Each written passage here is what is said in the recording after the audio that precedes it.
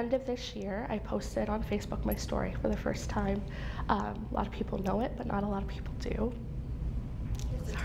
It took Holly Giles nearly 14 years to feel comfortable talking publicly about a horrific attack at the hands of an ex-boyfriend. For all intents and purposes, held hostage for about 2 to 3 days and raped repeatedly. Her attacker was convicted of gross sexual assault and sentenced to 2 years in prison with 4 years probation.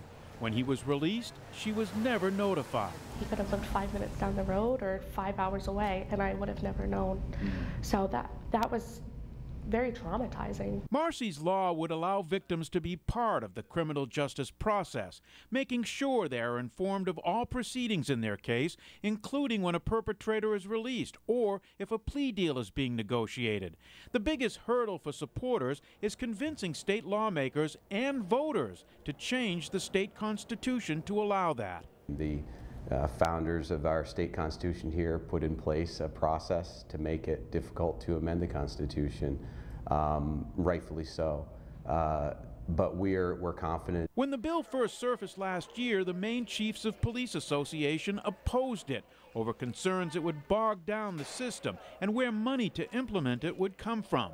Changes made since then have left them open to it. No one is opposed to victims. In fact, we want to help victims any way we can.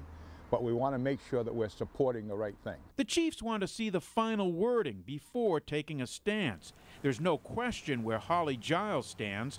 Advocating for victims is now part of her healing process. You should speak up. You should stand up. It's okay to fight back in your own ways. That's really what I want to get out of this. In Lewiston, Chris Rose, News Center, Maine.